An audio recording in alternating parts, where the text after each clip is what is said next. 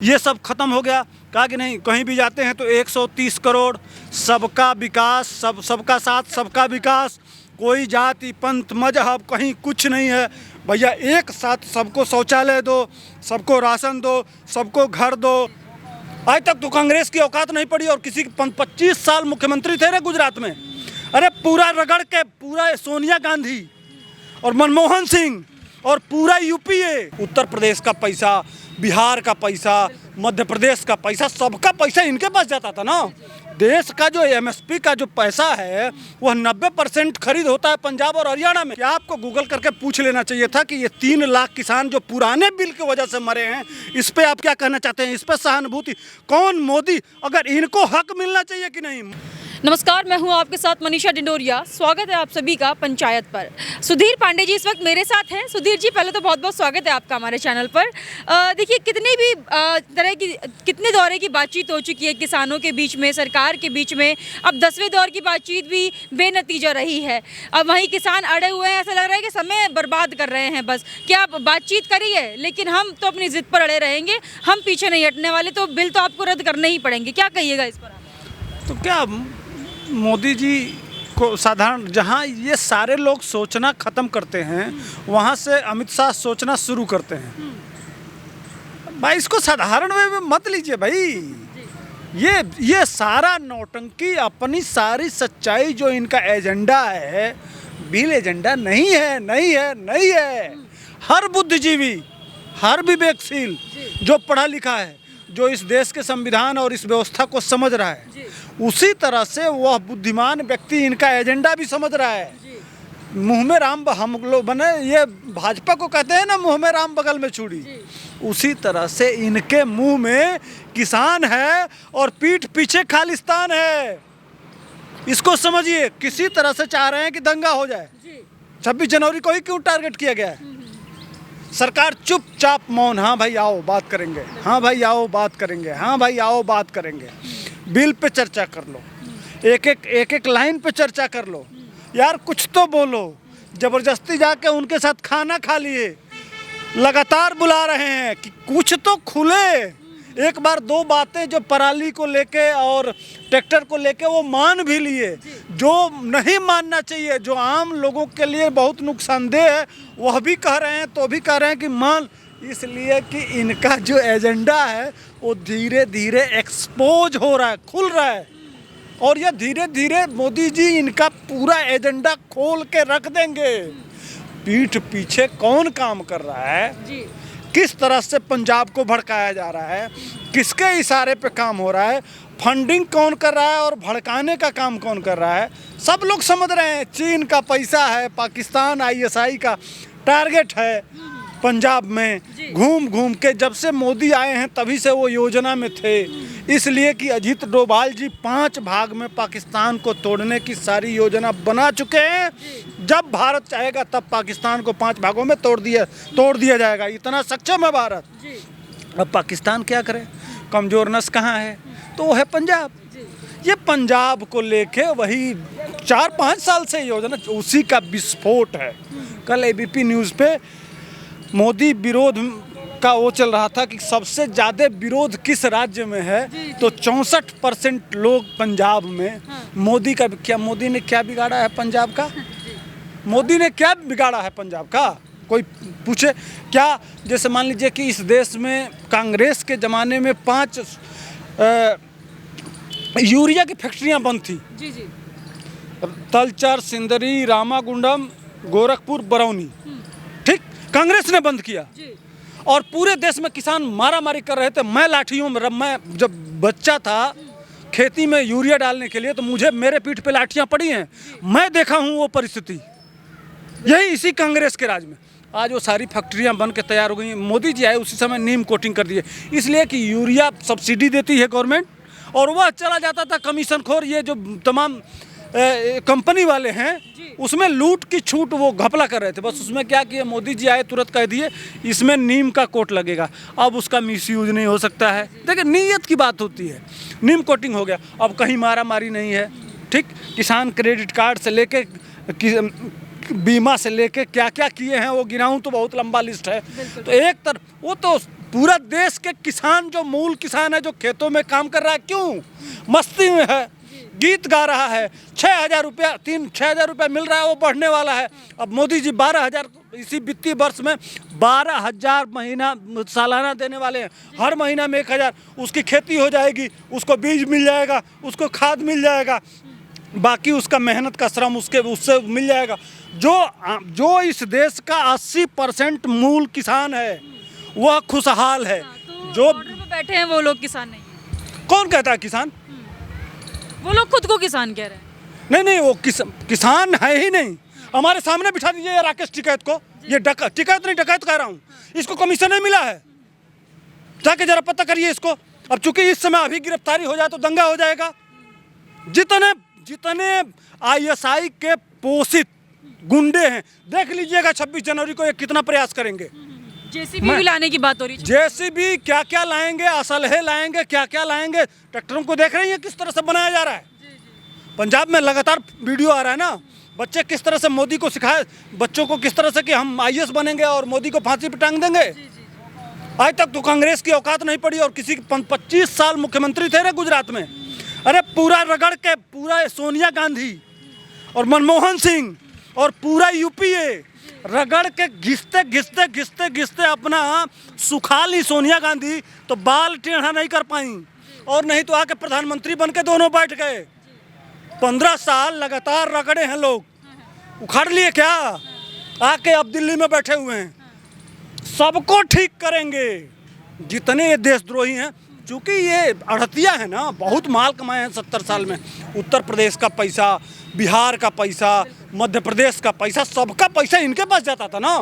देश का जो MSP का जो पैसा है वह 90% खरीद होता है पंजाब और हरियाणा में, और बाकी लोग देखते रहते हैं। वो 1200-1300 में यह वहाँ से धान हमारे घर, पूरा उत्तर प्रदेश पूर्वांचल से और बिहार से जो धान जाके ये ट्रक लगा के और ख़रीद के लाके और यहाँ बेच के ऐसे थोड़े सफारी में घूम रहे हैं। वो हमारा पैसा, वो उत्तर प्रदेश का पैसा, वो बिहार के किसान। कह रहे हैं उनके NRI दोस्त हैं, उनके NRI रिलेटिव्स हैं, वो भेज रहे हैं पैसा, कहीं से फंडिंग नहीं हो रही है। क्योंकि मैं ग्राउंड पे गई थी तो सबका यही कह, फंडिंग की बात नहीं कर रहा हूँ। जो MSP पे जो कह रहे हैं ना कि किसान गरीब नहीं होता है, चलो गरीब दिखाता हूँ मैं किसान। वो चूँकि सरकार इस तरह, चूँकि मंडियाँ यहाँ हैं, ठीक, और जो सरकार खरीदती है अनाज, धान और गेहूं गरीबों को जो 20 रुपये में खरीदती है और 2 रुपये में देती है, वह खरीद सबसे ज़्यादा 90% खरीद सिर्फ हरियाणा और पंजाब से हो जाता है। तो टैक्स दिया हमने, आम लोग, ठेला खोमचा सारे आम लोग पैसा वो किए, अपना टैक्स दिए, और पैसा किसान कहाँ का लाभान्वित हुआ? सिर्फ 2 स्टेट का, सिर्फ 2%। 98% किसान को कुछ नहीं मिला, सिर्फ वो औने पौने दाम में व्यापारी को दे दिया, और सरकार का हमारा जो टैक्स का पैसा था वो ये। अब मोदी जी कह रहे हैं नहीं भाई, जिसकी जितनी हिस्सेदारी उसकी उतनी भागीदारी। असली मारा मारी यह है कि भैया तुम किसान हो पंजाब के, तो जितने परसेंटेज में तुम्हारी ज़मीन है उतना ले लो, हरियाणा में जितना परसेंटेज में ज़मीन है उतना ले लो। अब बिहार में 24 करोड़ लोग हैं, उनका पैसा हम तुमको क्यों देने जाएं? तुम क्यों इस देश को लूटना चाहते हो? उत्तर प्रदेश का हक, बिहार का हक, मध्य प्रदेश का हक और छत्तीसगढ़ का हक और बाकी राज्यों का, असम का हक और नॉर्थ ईस्ट का हक तुम कैसे लेने वाले? तुम कौन होते हो लेने वाले?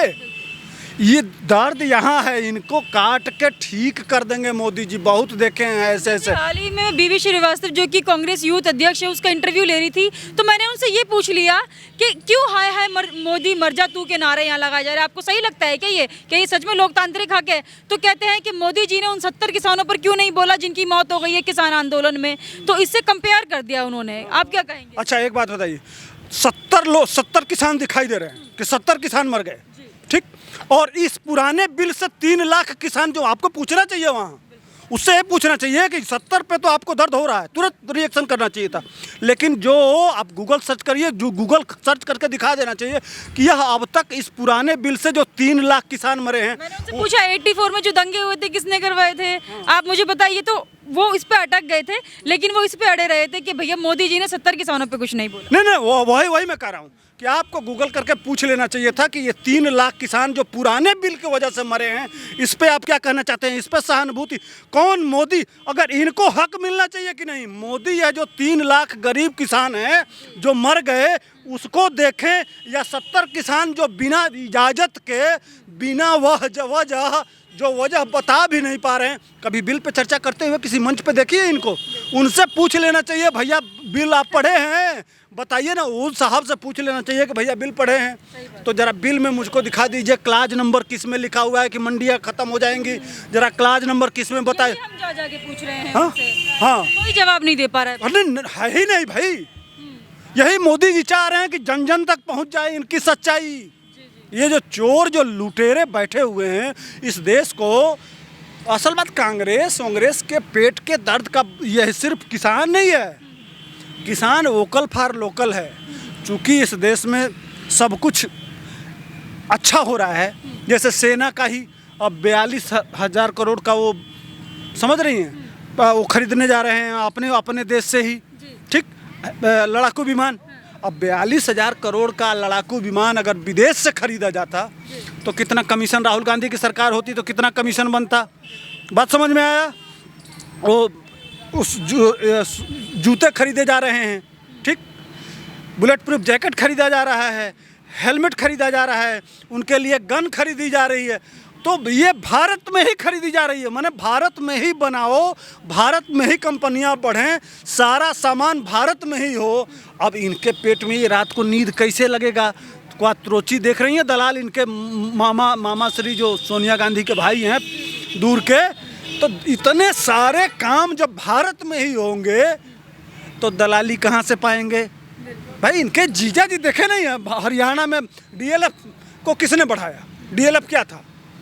कितनी बड़ी कंपनी थी, लेकिन जब 1 लाख एक थी, मैंने मंडा कहते हैं हमारे वहाँ, कट्ठा कहते हैं, 1 लाख मैंने 25 लाख एकड़ लेके और उसको 25 करोड़ में बेच देने का कलाकारी कौन जानता है? सबसे बड़े इस देश में किसान कौन है? तो यह किस तरह के किसान है आप नहीं समझ रही हैं। अब जैसे मान लीजिए कि बड़े बड़े शहरों में जो फार्म हाउस है, जैसे सलमान खान अभी फिल्म में इस तरह से समझिए ना, सलमान खान अपने फार्म हाउस में गए थे तो वहाँ वो धान रोप रहे थे, देखा था ना आपने, वीडियो बहुत शोर हुआ था। तो वह किसान नहीं है? अमिताभ बच्चन के यहाँ फार्म हाउस है तो खेती में आते हैं तो वह भी टहलने चले जाते हैं देखने, तो वह भी तो किसान हुए। तो जो ये बड़े ब्रांड वाले किसान हैं वो ये किसान हैं, अमिताभ बच्चन, सलमान खान, उनके ये ब्रांड वाले किसान हैं। जो आम गरीब का किसान जिसको मोदी जी कहते हैं न खाऊंगा न खाने दूंगा, एक दर्द होता है ना भाई। कांग्रेस तो 70 साल से यही कहती आ रही है, एक शब्द उसके मुंह में रहा है, हम गरीबी मिटाएंगे। गरीबी मिटी क्या? आज भी 40% लोग को भारत सरकार को देना पड़ता है, ये 120 रुपये में खरीद के 2 रुपये में क्यों देना पड़ता है? क्यों देना पड़ता है? क्यों देना पड़ता है? कौन सी मजबूरी है? क्यों देना पड़ता है? इसलिए कि वह लोग आज भी भूखमरी होती है, यह कांग्रेस ने दिया है, ठीक, उसको ख़त्म करना चाहते हैं मोदी जी। यह यूपीए सरकार ख़त्म करना चाहती है उसको। सब इन पेट में दर्द का यही कारण है, जो लूट ख़त्म हो रहा है ना चारों तरफ। जो लूटने की व्यवस्था थी, एक एक नकेल धीरे धीरे एक एक जगह जो पानी का व्यवस्था बना रखे थे नाली की तरह से, 100 रुपये जाता था तो 10 रुपया पहुंचता था, बीच में ही ख़त्म हो जाता था। नोट घिसती थी जो राजीव गांधी जी कहे थे, उस नोट को अब सुरक्षित कर रहे हैं मोदी जी। दर्द वही है, 2 लोगों को बहुत दिक्कत है, एक जिनकी कटी हुई है और दूसरी जिनकी इस शासन से फटी हुई है। चूँकि यह 500 लोग यहाँ समझते क्या थे कि देश में अपनी वाली करते रहो और यहाँ से डमरू बजाओ जाति के नाम पे, धर्म के नाम पे। यहाँ से डमरू बजाओ, हिंदू हिंदू में जाति में नाम लड़ा दो, हिंदू से मुसलमान लड़ा दो, हिंदू से फला लड़ा दो। लेकिन अब प्रधानमंत्री जी आए तो अंतर हो गया, ये सब खत्म हो गया। कहा कि नहीं, कहीं भी जाते हैं तो 130 करोड़, सबका विकास, सबका साथ सबका विकास, कोई जाति पंथ मजहब कहीं कुछ नहीं है भैया, एक साथ सबको शौचालय दो, सबको राशन दो, सबको घर दो, स्वच्छ वातावरण बनाओ, देख ही रही है सब कुछ। सेना को मजबूत करो, देश को मजबूत करो, दुश्मनों का हौसला पस्त करो, चारों तरफ से देश को सुरक्षित करो। ऐसा वातावरण बनेगा तो भाई जो देश के दुश्मन हैं, जो कल का सपना सजो रखे हैं कि धीरे धीरे हम अपना एजेंडा चला के इनको बांट के जिस तरह से पाकिस्तान और बांग्लादेश लिए आगे भी ले लेंगे, उस एजेंडे पे जब नकेल कसा जाएगा तो चाहे उनको पगड़ी पहनना पड़े या चाहे कुछ भी पहनना पड़े, वह तो रोड पे बैठेंगे ही। बहुत बहुत धन्यवाद आपका सुधीर जी। ये थे हमारे साथ सुधीर पांडे जी। इनका यही कहना है कि लग रहा है कि कांग्रेस अपनी सियासी बंदूक किसानों के कंधे पर रखकर चला रही है। आपका इस पर क्या कहना है, हमें कमेंट करके ज़रूर बताइएगा। हमारे साथ ऐसे ही बने रहिए, देखते रहिए पंचायत।